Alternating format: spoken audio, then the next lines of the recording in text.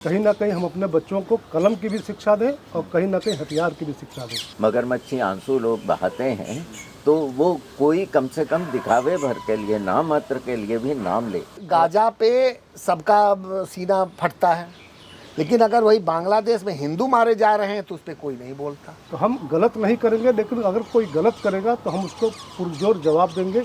ये हिंदू समाज का एक तरीके से तासीर है। हिंदुओं के पक्ष में किसी तरीके का प्रस्ताव ही कम से कम पास होना चाहिए था और बेहतर होता अगर विपक्ष खुद इसकी बात करता। तो ये जो ढोंग है, ये जो दोगलापन है, मुझे लगता है कि इसको और एक्सपोज करने की आवश्यकता है। जियो पॉलिटिक्स प्ले कर रही है। अभी हम हिंदुओं पे भी आएंगे, सारी बात करते हैं। बांग्लादेश की घटना हिंदू समाज की आंखें खोलने वाली घटना है। अगर ये शेख हसीना की तथाकथित जातियों की बात करते हैं, उनके खिलाफ था, तो फिर हिंदुओं के हमले क्यों हो रहे हैं? इसलिए अब देखें, अब ट्रेंड करना शुरू हो गया है, Hindus lives matter, all eyes on Hindus, Hindus in Bangladesh. आज उसकी बांग्लादेश की राजधानी में जो प्रदर्शन हो रहा है, लाखों लोगों की भीड़ है। नमस्कार, TFI क्लब में आप सबका स्वागत है। हमारे साथ वरिष्ठ पत्रकारों का एक पैनल है। हमारे साथ प्रमोद कुमार सिंह जी हैं, हमारे साथ संजय मिश्रा जी हैं, वरिष्ठ पत्रकार, और प्रदीप कौशल जी हैं। सब लोगों के पास अपने अनुभव हैं और बांग्लादेश को लेकर जो कुछ भी हो रहा है इस देश में और पूरी दुनिया के अलग अलग हिस्सों में, उसको लेकर चिंता भी होनी लाजमी है। हम सबका व्यू लेंगे और समझने की कोशिश करेंगे कि आखिर बांग्लादेश में जो कुछ हो रहा है वो भारत के लिए और हिंदुओं के लिए, चाहे वो दुनिया के किसी भी कोने में रहते हों, कितना अहम है, उसके मैसेज क्या हैं। शुरुआत करेंगे प्रमोद सर के साथ में। सर, शाम का वक्त है और हम यहाँ पर सुकून के साथ अपनी चाय पी रहे हैं, लेकिन बांग्लादेश में जिस तरह के हालात हैं, वहाँ हिंदुओं के पास इस तरह की लग्जरी नहीं है। वो इस डर में है कि कब उनके घरों को आग लगा दी जाएगी, कब क्या हो जाएगा, कब तक उनकी बहन बेटियाँ सुरक्षित रहेंगी।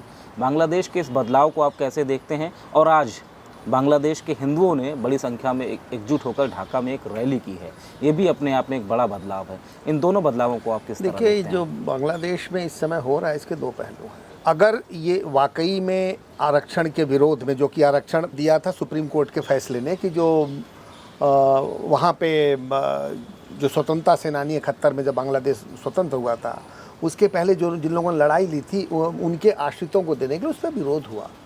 और फिर उस विरोध को, अगर छात्र आंदोलन था, फिर उसको ये काफ़ी दिन से चल रहा था, बहुत कोशिश की शेख हसीना ने उसको रोकने की, फिर वो बढ़ता गया। उसके पीछे और भी ताकतें आईं, और जहाँ तक हम लोगों की जानकारी है कि इसके पीछे हम डीप स्टेट की भी बात करते हैं, US डीप स्टेट की बात करते हैं। बहुत सी फोर्सेस थी जो कि बांग्लादेश में चाहती थी उसको एक अपनी तरह का रिजीम बनाना।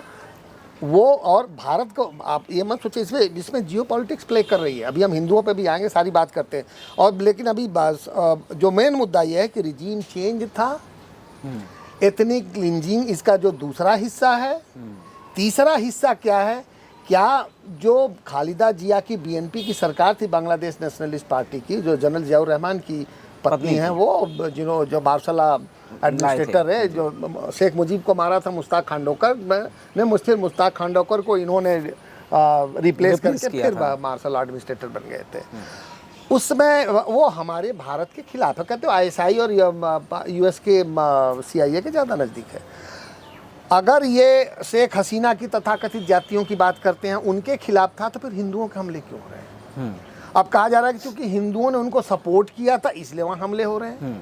हमारे देश में 90 अभी जो लोकसभा का चुनाव, 98% मुसलमानों ने, क्या 100% मुसलमानों ने भारत के इस समय जो प्रेजेंट सरकार है नरेंद्र मोदी, उसके खिलाफ वोट दिया। क्या उनके खिलाफ कोई हिंसा हो रही है? कि हमको वोट नहीं दिया, कांग्रेस को सपोर्ट कर रहे हैं? हमारे देश में हर राज्यों हम हमेशा चुनाव होते हैं, कभी ऐसी तरह बीजेपी को वोट देने वालों के साथ उनके नहीं, मैं कह रहा हूँ कि बीजेपी के जो खिलाफ वोट दे रहे हैं, तो बीजेपी के खिलाफ वोट देने वालों के खिलाफ कोई कार्रवाई तो हो नहीं रही है। वहाँ आप कह रहे हैं कि मान लो कल के कांग्रेस की सरकार आ जाए, मैं एक बात कर रहा हूँ, जो बीजेपी को वोट दे उनको प्रताड़ित करना शुरू करें। बात कर रहे हैं कि ऐसा हो सकता है। लेकिन बांग्लादेश में जो हो रहा है वो रेट्रीब्यूशन, वो कह रहे हैं रेट्रीब्यूशन है। ऐसा कौन सा रेट्रीब्यूशन है जिसमें आप माइनॉरिटी को मारते हैं? ह्यूमन राइट्स की आप बात कर रहे हैं, फिर ह्यूमन राइट्स की बात है कहाँ? ऐसे जो कुछ वीडियोज आए इतने बीभत्स हैं कि आप देख नहीं सकते। बेसिकली एथनिक क्लीजिंग को डाइल्यूट करने की कोशिश है। हाँ, गाजा पे सबका सीना फटता है, लेकिन अगर वही बांग्लादेश में हिंदू मारे जा रहे हैं तो उस पर कोई नहीं बोलता। तो ये जो दोमुही नीति है और जो दो तरह के लोग बोलते हैं, हमें ये बात नहीं समझ में आती। इसलिए अब देखें, अब ट्रेंड करना शुरू हो गया है, Hindus lives matter, all eyes on Hindus, Hindus in Bangladesh. आज उसकी बांग्लादेश की राजधानी में जो प्रदर्शन हो रहा है, लाखों लोगों की भीड़ है। भाई आप कब तक किसी को धक्का दें, कब तक मारेंगे? उनको जब लग रहा है कि पुलिस भी नहीं उनके साथ है, सेना भी उनके साथ नहीं है, और जो मोहम्मद यूनुस जो कहा जा रहा है नोबेल लॉरिएट, बहुत बड़े वो विद्वान हैं और बांग्लादेश को सुधार देंगे। आपको एक बात बताऊँ, एक और नोबेल लॉरिएट थे सालाज़ार, पुर्तगाल के सबसे बड़े तानाशाह, 34 साल तक राज किया था उन्होंने, वो भी नोबेल प्राइज़ विनर थे। तो खाली नोबेल प्राइज़ जीतने से कोई शासक नहीं होता।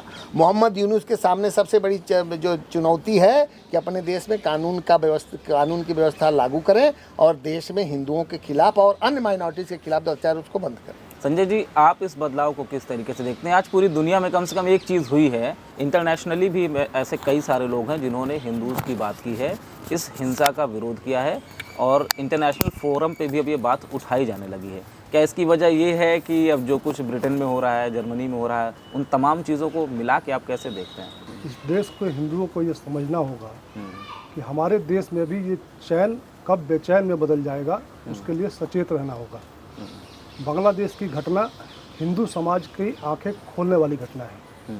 हिंदू समाज को अपना भविष्य क्या है, अपने भविष्य को कैसे हम सुरक्षित रखें, ये बांग्लादेश की घटना से हमें पता चलता है। यहाँ के राजनेता हिंदू समाज को बेशक जात पात ऊंच नीच में बांट करके अपनी राजनीतिक रोटी सेकते हो, लेकिन ये समय है हिंदू समाज को सोचने का कि जब बांग्लादेश में लोग मारे जा रहे हैं तो वहाँ किसी की जाति नहीं पूछी जा रही है।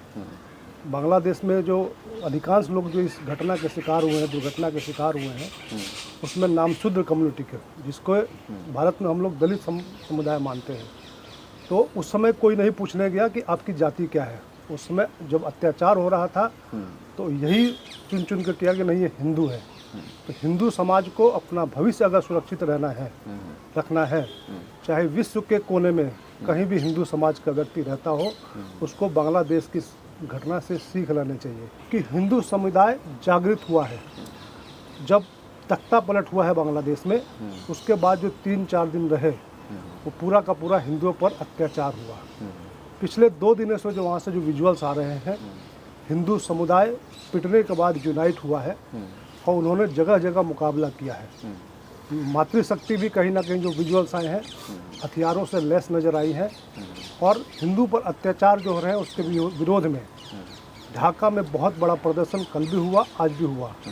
और इस बात की भी हमें कम से कम संतुष्टि होना चाहिए कि विश्व के हर कोने से, चाहे यूएन का ऑफिस हो, चाहे ऑस्ट्रेलिया हो, चाहे लंदन हो, चाहे फ्रांस हो, हर कोने से विश्व में हिंदू समाज ने बांग्लादेश के हिंदुओं के समक्ष अपना साथ दिया है, उनके साथ अपनी अपनी मजबूती जताई है। इजराइल इसका जीता जागता उदाहरण हमारे सामने हो सकता है। वो अपने हर नागरिक को कहीं ना कहीं एक सैन्य हथियार चलाने की एक तरकीब सिखाता है, उनको लैस करता है, ट्रेन करता है।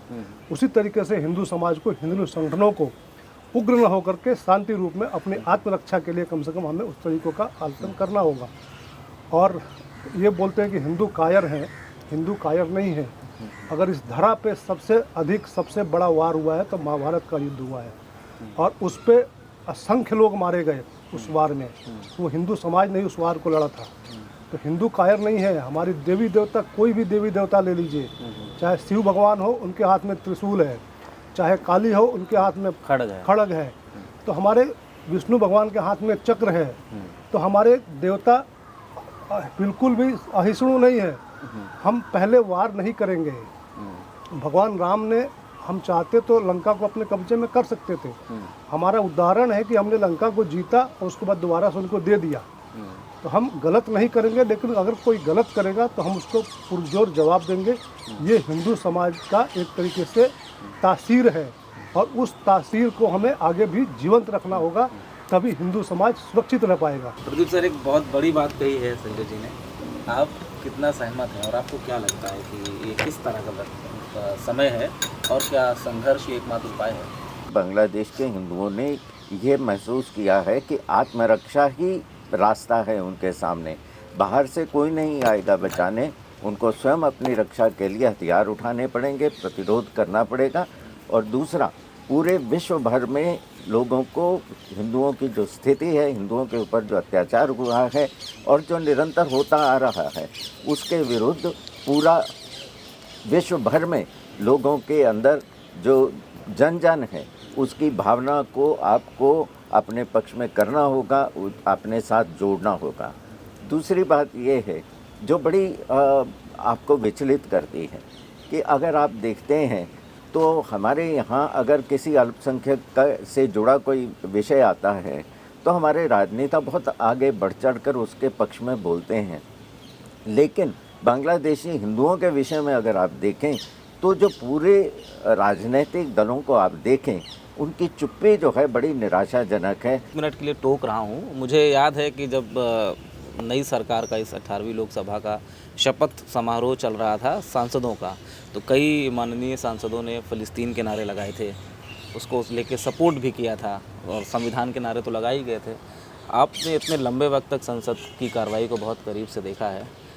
इस बार मुझे लगता है कि अनुराग ठाकुर जी ने एक बात कही थी, गाजा पे आप बोलते हैं लेकिन बांग्लादेश को लेके चुप हैं, तो इसको किस तरीके से देखते हैं आप? क्या आपको लगता है कि हिंदुओं के पक्ष में किसी तरीके का प्रस्ताव ही कम से कम पास होना चाहिए था और बेहतर होता अगर विपक्ष खुद इसकी बात करता?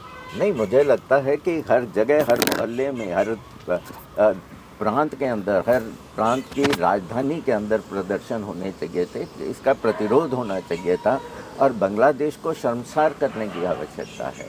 और दूसरी बात यह है कि शायद हमारे राजनेता ऐसा सोचते हैं कि अगर हिंदू के पक्ष में नहीं भी बोला तो कोई नहीं, हिंदू कौन परवाह करता है।